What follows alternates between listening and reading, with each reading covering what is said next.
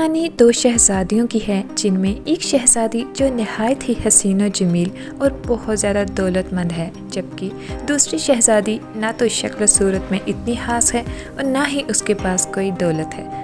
دونوں شہزادیاں دن رات کی طرح ایک دوسرے سے مختلف تھیں۔ خوبصورت شہزادی جس کا نام ایزابیلا تھا، جبکہ غریب اور بدصورت سی شہزادی کا نام صوفیہ تھا۔ شہزادی ایزابیلا دونوں میں سے بڑی ناقابل تصور دولت میں پیدا ہوئی تھی۔ وہ حیرت انگیز طور پر خوبصورت تھی، لمبے بہتے سنہری بال اور نیلم کی طرح چمکتی آنکھیں۔ اس کی زندگی عیش و عشرت سے بھری ہوئی تھی اور اسے صرف اپنی فکر تھی۔ ایزابیلا ایک خود غرض اور مغرور نوجوان عورت تھی۔ بادشاہی کے لوگ اسے خوبصورتی کی وجہ سے تو پسند کرتے تھے، لیکن اس کے تکبر کی وجہ سے اسے حقیر سمجھتے تھے۔ وہ جو بھی چاہے حاصل کرنے کی عادی تھی اور محل کے عملے سے اس کے مطالبات کو بغیر کسی سوال کے پورا کیا جاتا تھا۔ خوبصورت شہزادی ایزابیلا کو گھوڑوں سے بہت لگاؤ تھا، اس لیے اس نے اپنے محل میں بہت سارے گھوڑے رکھے تھے۔ وہ جنگل کی سیر کے لیے گھوڑوں کا استعمال کرتی تھی یا شکار کرنے جاتی تو گھوڑے کا استعمال کرتی تھی۔ اس کے محل میں مہنگی مہنگی گاڑیوں کا شو روم بھی تھا۔ جب وہ کسی دور سفر پر جاتی تو وہ ان گاڑیوں پر سفر کرتی تھی۔ اس کی سلطنت بہت ہی وسیع و ریز تھی۔ اس کی سلطنت میں بہت بڑا سوئمنگ پول تھا، جہاں پہ دور دراز کے لوگ تیراکی سیکھنے کے لیے آتے تھے۔ شہزادی کے لیے الگ سوئمنگ پول تھا، جہاں پہ وہ اپنا وقت گزارتی تھی۔ آتی ہے اس کے کھانے کی باری تو اس کے کھانے کے لیے بہت بڑا اہتمام ہوتا تھا۔ اس کے لیے بہت لمبا میز سجایا جاتا تھا جہاں پہ وہ کھانا کھاتی تھی، اور وہ محل کے ایک خوبصورت کمرے میں سوتی تھی۔ سلطنت کے آنگن میں اس نے بہت سارے پرندے بھی رکھے تھے، جہاں پہ وہ ان پرندوں سے باتیں کرتی رہتی۔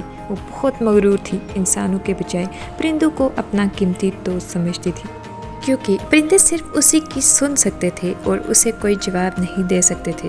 اس کے پاس بہت سارے شکاری کتے تھے جن کو لے کر وہ جنگل میں سیر اور شکار کے لیے جاتی تھی۔ اس کے برعکس شہزادی صوفیہ غربت میں پیدا ہوئی تھی۔ وہ اپنے مہربان اور محنتی والدین کے ساتھ سلطنت کے کنارے پر ایک معمولی سی جھونپڑی میں رہتی تھی۔ اپنی عاجزانہ پرورش کے باوجود صوفیہ کے پاس ایک صاف ترین دل تھا، جیسا کہ صاف ترین بہار، اور ایک چمکیلی مسکراہٹ جو اداس ترین دلوں کو بھی روشن کر سکتی تھی۔ غریب شہزادی صوفیہ کی زندگی عاجزی اور محنت سے بھری تھی۔ وہ اپنے والدین کی کام کاج میں مدد کرتی، باغ کی دیکھ بھال کرتی تھی اور جانوروں کی دیکھ بھال کرتی تھی۔ اس کے دن شفقت اور ہمدردی کے ساتھ گزر رہے تھے، اور اس نے گاؤں کے ان کم نصیبوں کے ساتھ جو کچھ کام تھا وہ بانٹ دیا۔ اپنے حالات کے باوجود صوفیہ کا دل محبت اور ہمدردی سے بھرا تھا۔ اس کا ایک سادہ سا گندا کمرہ تھا جہاں پہ وہ سوتی تھی۔ اس کا لباس بالکل سادہ تھا۔ وہ بالکل سادگی سے اپنا کھانا کھایا کرتی تھی۔ شہزادی صوفیہ جنگل سے لکڑیاں کاٹتی اور پھر ان کو اپنے سر پر اٹھا کر بازار بیچتی تھی اور کچھ رقم وصول کر کے اپنی زندگی گزار رہی تھی۔ اس کے پاس نہ تو سوئمنگ پول تھا، نہ ہی اس کے پاس کوئی بڑی گاڑی تھی، نہ ہی اس کی سلطنت تھی۔ پھر اچانک ایک بدقسمت دن ایک طاقتور جادوگر بادشاہی میں آیا۔ ایک پاکیزہ روح کی تلاش میں تھا جو اس کی ایک عظیم جستجو میں مدد کرے۔ جادوگر کو دونوں شہزادیوں کے درمیان بادشاہی کے بالکل تضاد کا علم تھا، اور اس نے ان کے کرداروں کی جانچ کرنے کا فیصلہ کیا۔ اس نے جادوئی جوہر کے پتھر جادو کے جنگل میں گہرائی میں رکھا اور اعلان کیا کہ جو بھی اسے دوبارہ حاصل کر سکتا ہے وہ ناقابل تصور طاقت اور دولت حاصل کرے گا۔ شہزادی ایزابیلا نے اسے اپنی دولت اور وقار کو بڑھانے کا ایک اور موقع سمجھا۔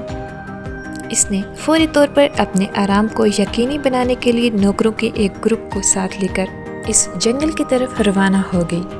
راستے میں وہ اپنے نوکروں پر چلاتی اور جنگلی مخلوق کا کوئی بھی لحاظ نہ کرتی۔ وہ سب سے برا سلوک کرتی رہی، جبکہ دوسری طرف شہزادی صوفیہ نے جادوگرنی کی تلاش کو اپنی جدوجہد کرنے والی بادشاہی کی مدد کرنے کے لیے ایک موقع سمجھا۔ وہ عاجزی اور ہمدردی سے بھرے دل کے ساتھ جادو کے جنگل کی طرف روانہ ہوئی۔ راستے میں اس کا سامنا جنگل کی مخلوق سے ہوا۔ اس نے جنگلی جانوروں کے ساتھ بہت اچھا سلوک کیا، ان کے ساتھ کھیلتی رہی، باتیں کرتی رہی۔ خوبصورت شہزادی ایزابیلا اپنے لالچ میں پہلے اس تک پہنچی، وہ بہت زیادہ خوش تھی کیونکہ وہ جانتی تھی کہ اگر اس نے اس پتھر کو حاصل کر لیا تو وہ پہلے سے زیادہ دولت مند ہو جائے گی، مگر قسمت کو کچھ اور منظور تھا۔ شہزادی ایزابیلا نے جیسے ہی اس قیمتی پتھر کو چھوا، اس پتھر نے ایک اندھی روشنی خارج کی جس کی وجہ سے وہ ہوا سے ہوتی ہوئی پانی میں جا گری۔ وہ بری طرح پانی کے اندر ڈوبنے لگی۔ شہزادی ایزابیلا کا دل خود غرضی سے داغدار تھا، جوہر کی طاقت کو تھامنے کے قابل نہیں تھا، اس لیے اس نے اسے پٹخ دیا۔ ایک ہی پل میں شہزادی ایزابیلا کا سارا غرور ٹوٹ چکا تھا۔ وہ ذہنی طور پر اس سب کے لیے تیار نہیں تھی، وہ ٹوٹ چکی تھی۔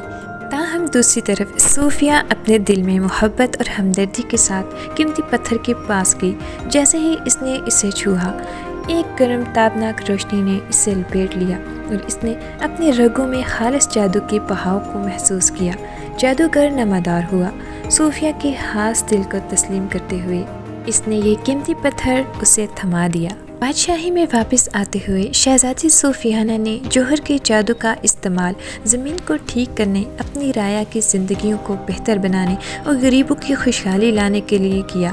اس نے ہمدردی کے ساتھ حکومت کی اور اس کی لیے خوبصورتی اندر سے چمکتی تھی، اسے سب کی محبوب بناتی تھی۔ مگر شہزادی ایزابیلا جب واپس لوٹی تو وہ سلطنت میں آئی۔ وہ اپنے کمرے میں داخل ہوئی۔ سب سے پہلے اس نے اپنا چہرہ آئینے میں دیکھا اور بہت دیر کچھ سوچتی رہی۔ اس کے بعد وہ ایک ویران سے سمندر کے قریب پہنچ گئی۔ بہت زور زور سے بارش ہو رہی تھی، طوفانی اندھیری رات تھی۔ وہ بہت زیادہ شرمندہ تھی، اسے اپنے غرور کا انجام مل چکا تھا۔ وہ سمندر کے پاس گئی اور بہت زور زور سے روئی۔ شہزادی ایزابیلا کو آج احساس ہوا کہ اس کے پاس خوبصورتی اور حالی دل کے سوا کچھ بھی نہیں بچا تھا۔ اس کے تکبر نے اسے سب کچھ چکا دیا تھا، وہ تنہائی میں رہ گئی تھی۔ یہ کہانی ہمیں سبق دیتی ہے کہ خوبصورتی اور دولت سب کچھ نہیں ہوتی۔ انسان کی اصل خوبصورتی اس کا خوبصورت دل ہے، نہ کہ ظاہری شکل و صورت اور دولت۔